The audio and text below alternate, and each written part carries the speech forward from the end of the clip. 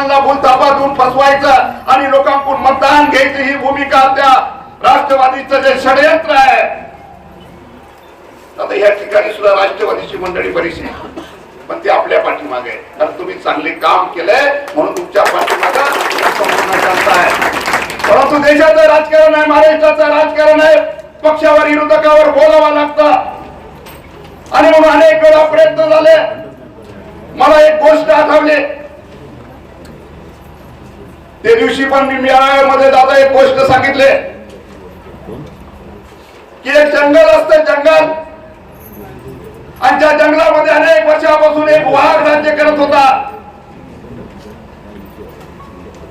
आणि मग इतर प्राण्यांनी ठरवलं अरे हा वाघ किती दिवस राज्य करणार, जंगलाचं राज्य किती दिवस करणार, आणि म्हणून बाकीच्यांनी ठरवलं, माकडं फाकडं सगळ्यांनी, कोले लांडगे विंडगे सगळे एकत्र आले आणि त्यांनी ठरवलं आता त्या वाघाची सत्ता काबीज करायची आणि त्याला खाली घ्यायचं आणि त्या वाघाच्या ठिकाणी आपण राज्य करायचं असं ठरवलं.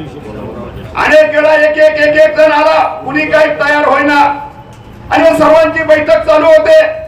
तेवढ्यात वाघाला कळतं, वाघाने डरकाळी ठोकल्या बरोबर त्याची पळापळ चालू होते आणि पळता पळता काय भांडण होतं, त्या प्राण्यांमध्ये एक कोलं होतं आणि पळता पळता ते बी घाबरलेलं आहे. पळता पळता काय होतं, ते पळताना नेमकं रंगाच्या डबड्यामध्ये जाऊन पडतं, रंगाच्या डबड्यामध्ये जाऊन पडतं. नंतर परत सगळे प्राणी जवळ येतात, अरे म्हणतात आपले सगळे प्राणी गोळा झाले होते पण हा प्राणी मात्र वेगळा दिसतोय, कारण ते रंगाने भरलेला आहे, कुणाच्या लक्षात येत नाही कोण आहे म्हणून. आणि म्हणून असे रंगाने भरलेलं कोण आज निवडणुकीमध्ये उभा आहे. भूलथापाला बळी पडू नका एवढं मला या निवडणुकीच्या निमित्ताने सांगतो. मतदारसंघाची वास्तविकता वेगळी आहे. हडपसर मतदारसंघामध्ये तुम्हाला सांगतो, आता योगेश टिळक भारतीय जनता पार्टीचा आमदार आहे. त्या ठिकाणी त्यांच्यानंतर जो पडलेला आहे तो शिवसेनेचा आमदार महादेवराव बाबर आहे आणि 3 नंबरला राष्ट्रवादीचा उमेदवार आहे. दोघांच्या मताची बेरीज करा, पुढे या भोसरी मतदारसंघामध्ये या. त्या ठिकाणी महेशदादा लांडगे आता अपक्ष निवडून आले, भारतीय जनता पार्टीचे आमदार आहेत. 2 नंबरला एकनाथराव टिळेकर भारतीय जनता पार्टीचा उमेदवार त्या ठिकाणी पराभूत झाला, पवार. 3 नंबरला सुलभाताई उबाळे आणि 4 नंबरला विलास शेठ लांडे. हे 4 नंबरला गेले पण आज विलास शेठ सुद्धा आपल्या बरोबर आहे. मला तुम्हाला आवर्जून सांगायचंय, तिथं काम करायला राष्ट्रवादीचा उमेदवारासाठी कुणी शिल्लक राहिलेला नाही. पुढे या जुन्नर तालुक्यामध्ये चला, जुन्नर तालुक्यामध्ये महाराष्ट्र नवनिर्माण सेनेचे शरददादा सोनवणे आमदार आता शिवसेनेचे आमदार झालेले आहे. 2 नंबरला आशाताई बुचके होते, 3 नंबरला राष्ट्रवादीचा उमेदवार आणि 4 नंबरचा भारतीय जनता पार्टीच्या उमेदवाराला 22,000 मतं मिळाली. सगळ्यांची बेरीज करा किती शिल्लक राहत आहे. आंबेगाव तालुका हा आदरणीय शिवाजीदादा आढळराव पाटलांचा आहे. पाठीमागच्या लोकसभेच्या निवडणुकीला देवदत्त निकम त्यांच्या तालुक्याचा उमेदवार असताना 30,000ने पराभव झालेला आहे. आता कोऱ्याचं काय होईल हे तुम्ही आम्ही लक्षात ठेवा. त्याच्यामुळे भूलथापाला बळी पडू नका.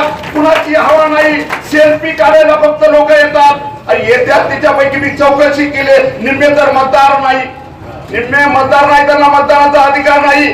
लहान मुलं वगैरे थोडस आकर्षण वाटतं. एकदा बसलं, परवा माझ्या बरोबर तुळापूरला डॉक्टर आंबोडकर माझ्या शेजारी बसले होते, माझ्या संग गप्पा मारित होते. म्हणजे माझ्यावर लक्ष ठेवा, मी तुम्हाला चांगला ओळखतोय.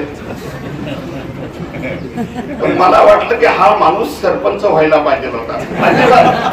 त्यांना ते मुरब्बी त्यांचे अजिबात हे नाही की तो माणूस लोकसभेचं नेतृत्व करू शकतो, एवढी ताकद त्यांच्यामध्ये नाही. बिचाराला खरं त्या ठिकाणी मालिकेमध्ये काम करायला सांगायला पाहिजे होतं. त्यांनी कुणाला त्याला सुदबुद्धी दिली मला काही कळत नाही, परंतु ज्यांनी अनेकांना सुदबुद्धी दिली त्याचं वाटोळं झालं. तर कोल्यांचं बी तसंच होईल, कारण त्यांनी ही भूमिका घेतली नव्हती पाहिजे. ती त्या मालिकेमध्ये चांगले दिसत होते.